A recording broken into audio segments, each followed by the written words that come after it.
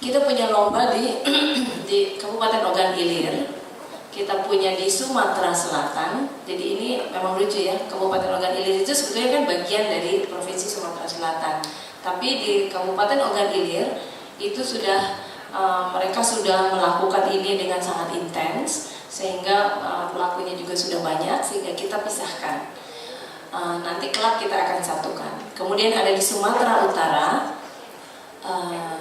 di Bali, di Kalimantan Tengah, Jawa Timur, Jawa Tengah, Yogyakarta, dan di Bandung.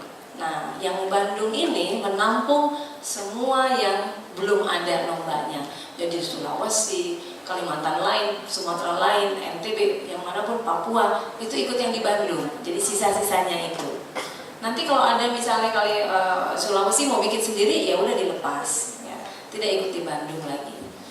Nah, yang ikut di Bandung ini memang berat, sangat berat, karena cikal bakal dari lomba yang kami bangun itu di Bandung. Sehingga semua yang dari Jakarta, sekolah terbaik di Jakarta, sekolah terbaik di Bandung, sekolah terbaik di Jawa Tengah, di Jawa Timur, dulu awalnya ikut di Bandung. Jadi kalau ikut di situ memang berat, ya. Sehingga akhirnya kami membuat kebijakan sekarang seperti ini.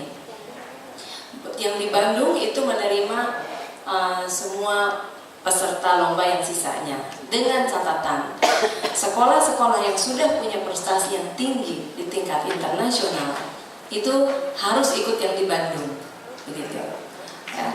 Kenapa? Supaya fair ya, karena di tempat lain kan baru mulai, kan kasihan anak-anak baru mulai, penelitiannya belum terlalu kuat, tapi sudah harus bertanding dengan yang sudah kualitasnya, kalibernya internasional, itu sebentar aja udah langsung kalah gitu.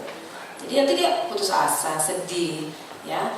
Nah, jadi kami mencoba untuk membuat sistem yang mengutamakan siswa, mengutamakan pengembangan dari karakter siswa, ya, bukan hanya prestasi saja.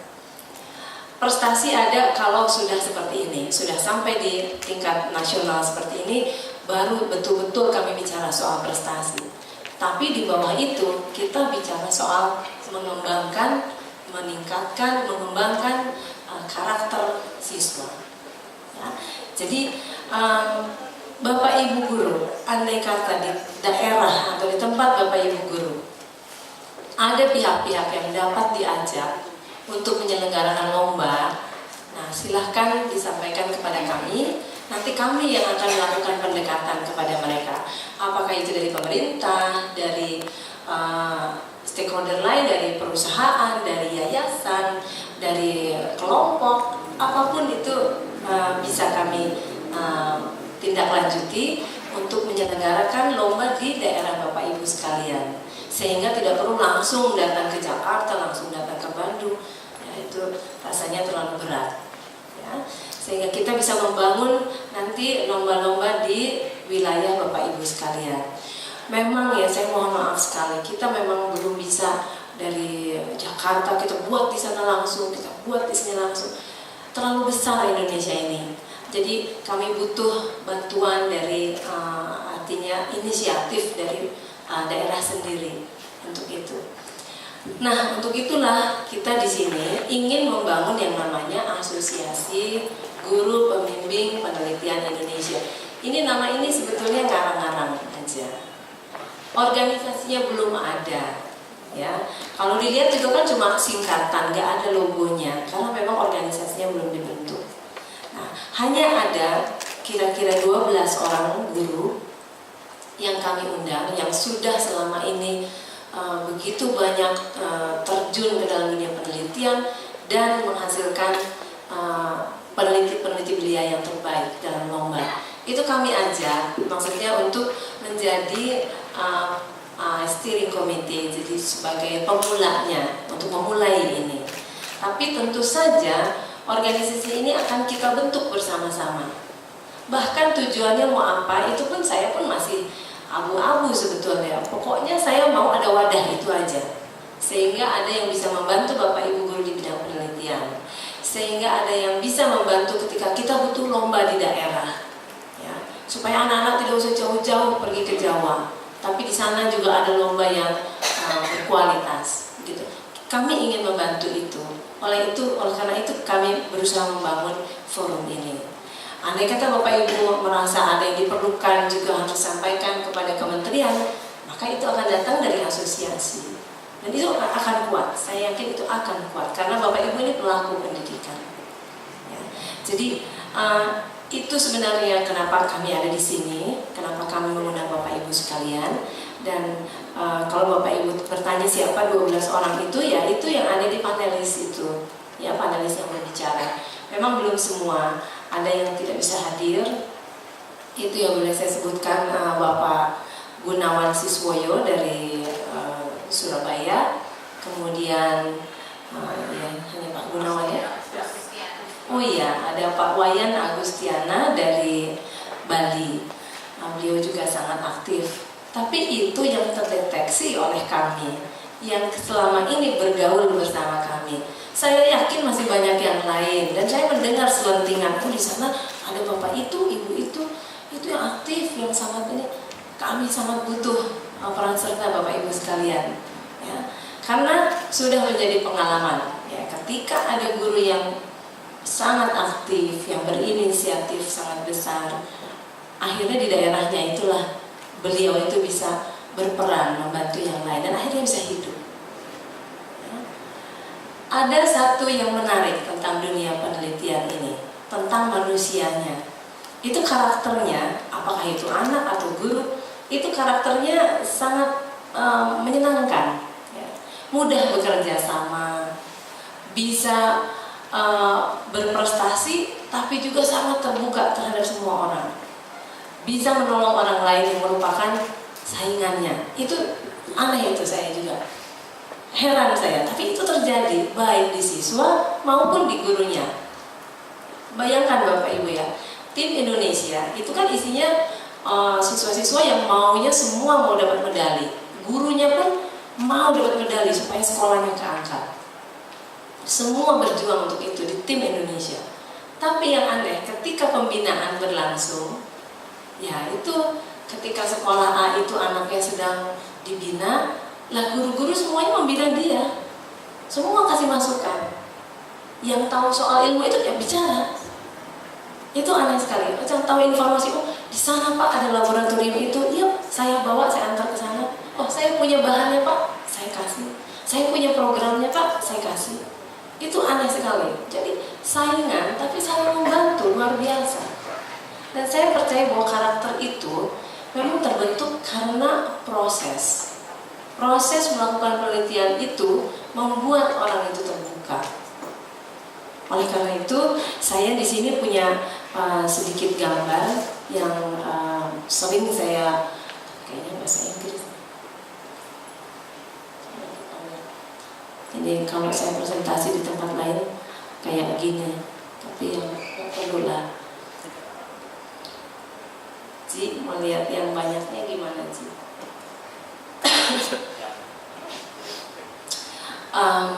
Ini kebetulan berbahasa Inggris ya. Jadi saya melihat bahwa ada problem di masyarakat ketika ada tawuran, ada perilaku anak-anak yang tidak baik ya, geng motor segala macam. Itu kita sebut bahwa itu perilaku follower behavior, perilaku ikut-ikutan. Karena sebetulnya kan ada gembongnya selalu kan. Yang lain itu cuma ikut-ikutan aja. Nah, kenapa demikian? Kalau kita kaji sedikit dari psikisnya, kita bisa melihat bahwa ada environment sensitivity yang kurang. Jadi kepekaan terhadap lingkungan yang kurang dari siswa. Ya. Dan yang lainnya misalnya self confidence yang kurang, kepercayaan diri yang kurang, sehingga dia mudah ikut-ikutan kepada yang lain. Kemudian ada juga analisis kapasitinya rendah. Jadi kemampuan dia untuk melakukan analisa itu rendah. Ditawarin, diajak gitu dia nggak mikir, nggak menganalisa sendiri. Apa untungnya buat saya? Apa resikonya buat saya? Ya. Lalu terhadap lingkungan, apa ini sebenarnya pengaruhnya terhadap lingkungan? Dia tidak peka. Ya udah ikut aja. Nah, masih banyak di sini. Dan itu beruntun-untun. Ya, kenapa analisa kapasitinya rendah? Itu karena value understanding-nya rendah. Yang kuning itu value understanding. Jadi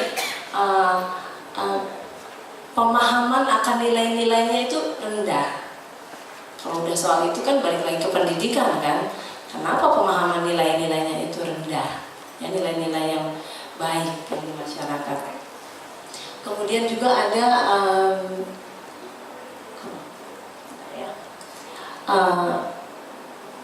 pengaruh yang membuat kapasitas analisanya itu rendah, itu disebabkan oleh memorizing skill yang terlalu tinggi justru. Ya.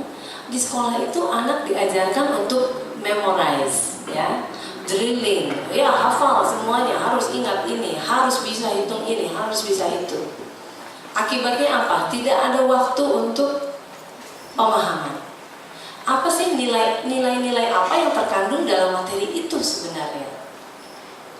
Nilai-nilai itu tidak akan sempat diserap, disampaikan. Waktunya habis untuk memorizing, untuk menghafal. Ya. Tahun-tahun lebih banyak, nama-nama lebih banyak dibandingkan dengan kenapa nama itu melakukan itu di tahun itu. Jadi nilai-nilainya tidak sampai. Nanti kelihatan kenapa ini memorizing skill itu menjadi sangat tinggi di kita. Sebenarnya itu mudah. Ya, saya kasih lihat. Hal lain adalah level of stimulation yang rendah. Level of stimulation itu adalah stimulasi yang diterima oleh anak. Itu kurang. Gurunya kurang merangsang anak. Nah, kenapa demikian? Oh, waktunya sempit. Searah aja lah, udah cepat selesai, materi selesai. Gak ada waktu merangsang dia untuk berpikir begini, berpikir begitu, kreatif sedikit.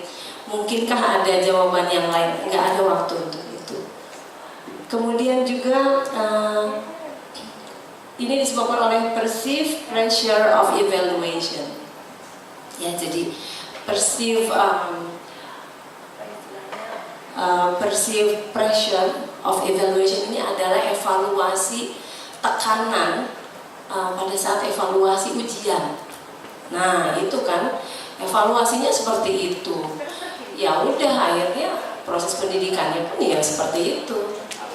Ya, evaluasinya. Dan saya kalau bukan menyalahkan apa-apa, saya juga akhirnya kenapa sih kok evaluasi begitu? Ya UN-nya seperti itu. Nanti mau masuk perguruan tinggi juga yang dicari seperti itu.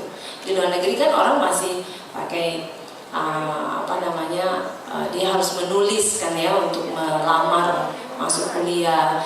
Dia harus menyampaikan apa yang dia bisa, apa yang dia pikirkan untuk masa depan. Evaluasinya seperti itu. Tapi di kita kan tidak demikian. Tidak, pokoknya nilainya harus di atas 90. Udah, ini memorizing skill jalan semua. Kemudian juga ada clarity of vision, ya. Jadi dia bagaimana dia punya visi atau tidak. Jelas nggak dia punya visi? Visi itu apa? Pandangan ke depan. Ya boro-boro bagaimana dia mau pandangan yang ke depan. Selalu dia dibatasi dengan rambu-rambu. Ya ini harus diselesaikan, ini harus diselesaikan, ini harus diselesaikan. Tidak melihat ke depannya apa. Masih banyak yang lain Bapak Ibu ya. Ada juga quality of decision yang rendah. Jadi pengambilan keputusannya itu rendah kualitasnya. Ketika dia diajak gitu oleh teman-temannya untuk hal yang negatif, nggak pikir banyak, dia cepat ambil keputusan yang kualitasnya rendah. Ya. Coba bayangkan, kalau orang itu sempat meneliti, dia kan sering harus mengambil keputusan, dia sering harus menganalisa. Dari situ dia mengambil keputusan. Setiap akan melakukan sesuatu, dia pasti menganalisa dulu. Dan itu pasti terbawa ke dalam kehidupan sehari-harinya dia. Jadi ini saya ingin memberikan gambaran bahwa melalui kegiatan penelitian, maka masalah ini bisa dipecahkan pelan-pelan. Jadi prosesnya jelas yang bekerja, bukan hasilnya, ya bukan hasil penelitiannya. Ini menjadi mungkin ini kurang agak kurang jelas.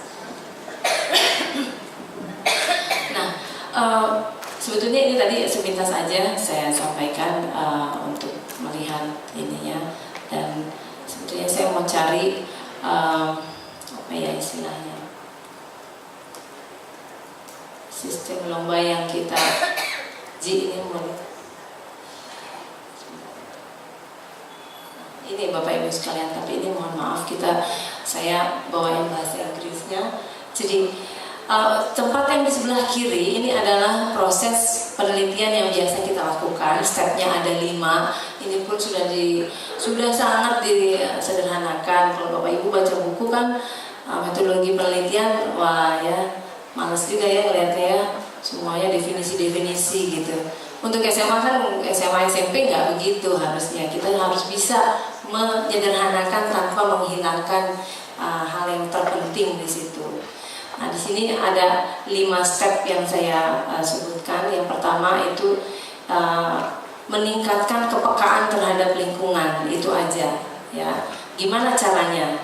Nah, ada tantangannya, ada challenge-nya. Challenge-nya adalah ketika dia membuka kepekaan itu, dia tuh harus bisa bertanya, dia harus punya mencari masalah ya, sehingga dia punya problem statement. Dia mesti bisa lihat masalah di lingkungannya, apa yang terjadi. Dia harus browsing untuk cari masalah apa yang ada.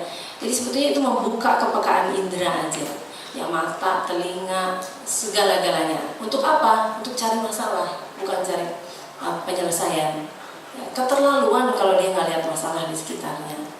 Ya, begitu banyak masalah di sekitarnya, dan ya sudah, tugas guru lah yang untuk menunjukkan itu. Nah, kalau misalnya dia udah bisa, challenge-nya itu udah bisa dia atasi, mudah-mudahan karakter yang ini tuh terbentuk, ya, yaitu apa ya, dia sensitif terhadap lingkungannya, kemudian juga dia open minded, ya, dia kan dengar kan orang, dia harus mau dengar orang bilang apa, dia harus lihat, dia terbuka, dan juga dia menjadi pendengar yang baik. Nah, ini kan karakter yang sangat-sangat kita butuhkan. Bapak Ibu nanti boleh saya ini ya, slide-nya boleh saya nanti share. Dan seterusnya. Jadi setiap step itu ada tantangannya, ada challenge-nya. Dan kalau challenge itu bisa dilalui, ya dilalui deh, bukannya dibiarin aja dijalani, maka karakternya akan terbentuk, harapannya. Kalau enggak ya enggak, jangan harap. Bapak Ibu hanya mau menyuapi, jangan harap karakternya terbentuk. Jadi anaknya harus melalui challenge tersebut. Nah, ini ada banyak lah. Tapi yang menarik itu kan kalau kita melihat bagian sebelah kanan, wah ini kalau semua manusia Indonesia, generasi muda kita seperti itu, mudah-mudahan pemimpin kita di masa datang ini jauh lebih baik dari kita, jauh lebih baik dari yang ada sekarang ini. Bukan berarti bahwa anak-anak kita tuh semua harus jadi peneliti, bukan itu, ya. Tetapi mereka punya karakter. Bahkan untuk ibu yang mendidik anak pun, kalau dia sudah punya karakter seperti ini kan beda pastikan caranya mendidiknya. Ya, jadi itu harapan kita. Apalagi guru.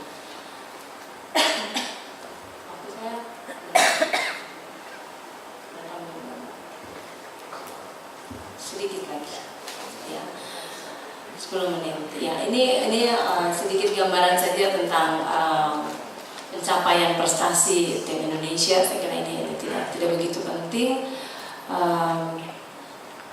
Mungkin yang lebih penting adalah ini nilai-nilai yang dijunjung oleh kita dalam melakukan tugas-tugas dalam penelitian ini ada 3, yaitu kejujuran, kesetaraan, dan kreativitas.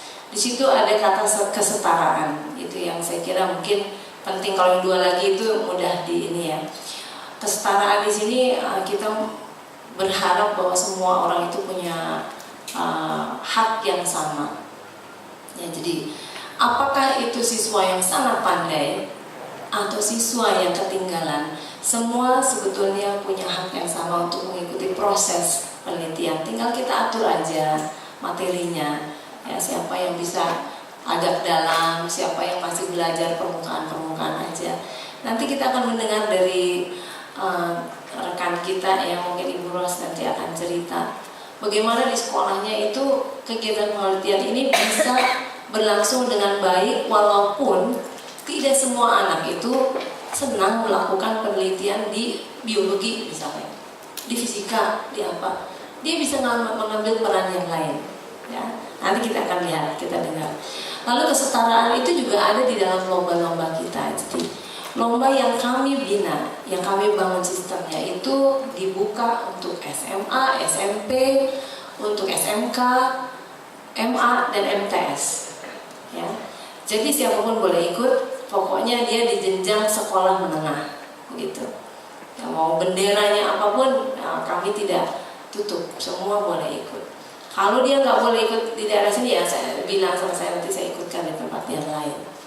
Gitu. Ya, itu kesetaraan, ya semua boleh ikut. Saya sudah membawa seorang siswa yang dari MA di Jawa Timur, dan di tingkat internasional dia berprestasi. Sekarang dia dapat beasiswa sekolah di Turki. Ya, dan bidangnya adalah IT. Ya, itu. Baik. Mungkin yang ingin saya perlihatkan juga bagaimana kita membangun sistem ini dengan pemerintah, juga dengan universitas. Ini sangat penting, dan saya menggambarkan bahwa Center for Young Scientists itu ada di tengah dengan garis putus-putus. Itu maksudnya kami membantu koordinasi, tetapi yang berperan di sini adalah masing-masing dari sekolah, universitas, dan juga pemerintah. Nah, Bapak Ibu sekalian, di dalam pembinaan sudah jelas kita membutuhkan peran dari institusi yang lebih tinggi, perguruan tinggi dan lembaga riset. Ya, sebab guru itu memang tidak ditugaskan atau diajarkan untuk menjadi seorang guru khusus, guru pembimbing riset. Sehingga ketika anaknya itu punya riset yang membutuhkan tenaga ahli, maka guru sudah tidak cukup lagi. Dan itu bukan salah kita, tidak apa-apa. Karena peran kita memang bukan untuk mengajarkan itu, peran kita adalah fasilitator.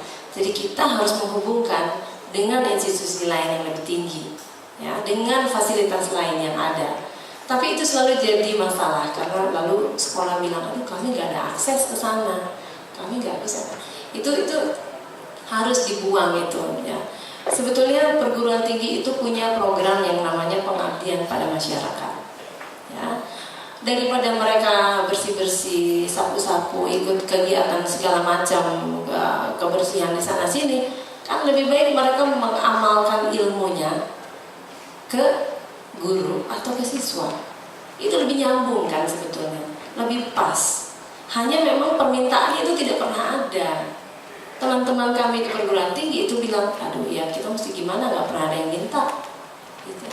Jadi jangan sungkan-sungkan. Pergilah ke perguruan tinggi, lalu minta kepada dia selalu punya LPPM, lembaga pengembangan dan pengabdian pada masyarakat. Ya, itu mereka menampung orang-orang seperti kita ini. Ya, jadi jangan ragu-ragu. Kalau ada kesulitan juga boleh menghubungi kami. Kami akan coba untuk menghubungkan Bapak Ibu sekalian dengan universitas dan lembaga penelitian. Ya, di sekitar kita, di setiap kota, itu rasanya kota besar ya, kota provinsi, itu selalu ada lembaga penelitian milik pemerintah. Lembaga penelitian air, lembaga penelitian air ini itu yang khusus itu banyak. Atau juga punya swasta itu banyak. Ya, kalau nggak ada harus ke Jakarta, boleh hubungi kami untuk pemeriksaan bahan, alat, gitu.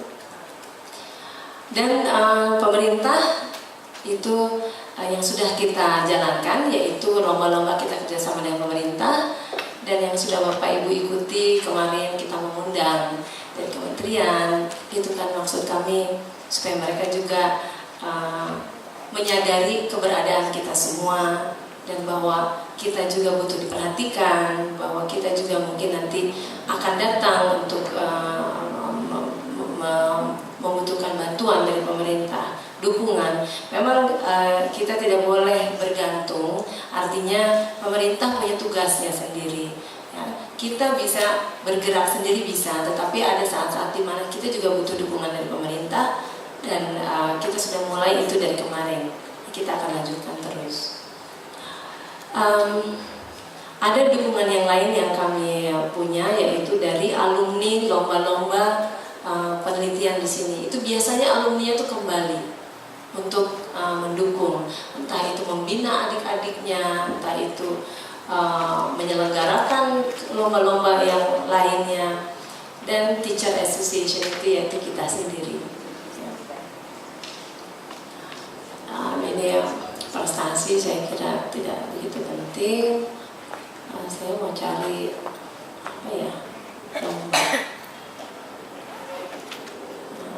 Nah ini inilah sistem lomba kita dari regional ke nasional dan ke internasional. Nah, dan ini seleksi regionalnya ini yang tadi saya sebutkan. Seleksi lomba yang internasionalnya itu kan ada dua. Itu yang paling berat ya untuk lomba riset itu adalah International Conference of Young Scientists, dan yang kedua adalah yang wilayahnya adalah Asia Pasifik, Asia Pacific Conference of Young Scientists. Yang ICYS yang dunia ini sudah 20 tahun. Sedangkan yang Asia Pasifik itu baru 2 tahun. Lingkungannya yang ini juga jauh lebih besar ya. Itu Eropa, Asia, Amerika, dan nanti Australia juga akan bergabung. Kalau yang Asia Pasifik ya itu negara-negara Asia Pasifik. Jadi peluang kita memang cukup banyak di Asia Pasifik. Tim atau lomba yang hari ini berlangsung itu akan mencari siapa yang bisa masuk dalam tim Indonesia untuk 2 lomba ini. Tapi kita masih punya yang lain ya. Kita punya hilang. Nanti saya carikan. Kita punya lomba yang lain. Antara lain adalah lomba-lomba inovasi, lomba invention, itu di Malaysia, di Singapura, dan di Thailand. Jadi cukup dekat ya.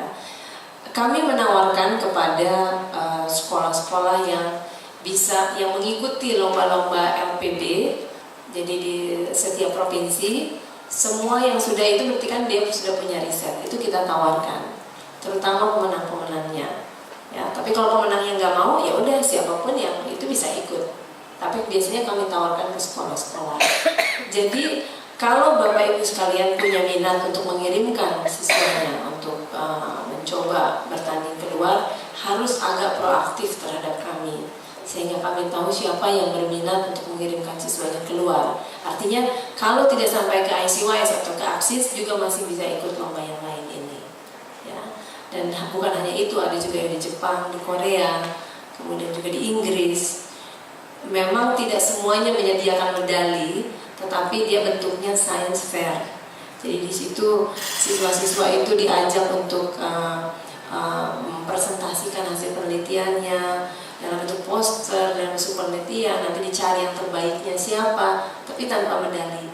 Ditanya juga oleh profesor di sana. Ya. Jadi itu sama seperti lomba.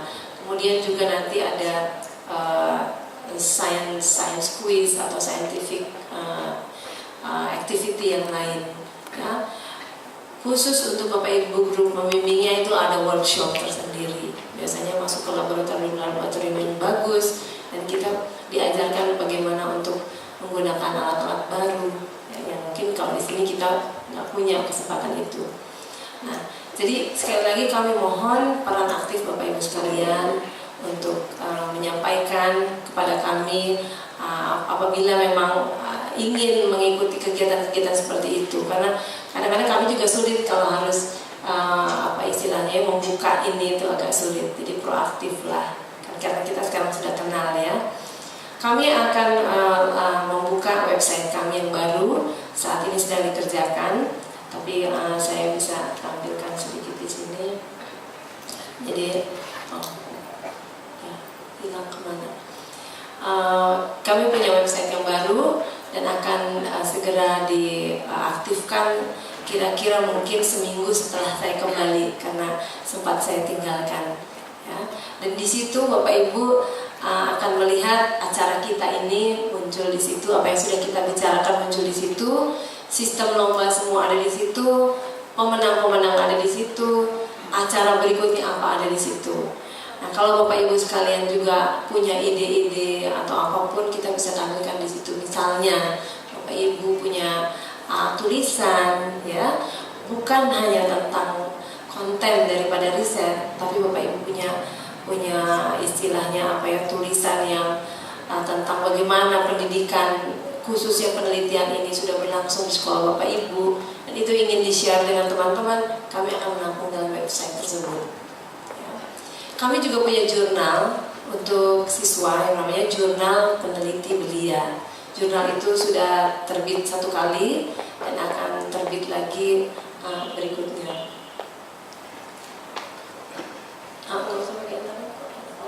Jadi hilang sama sekali.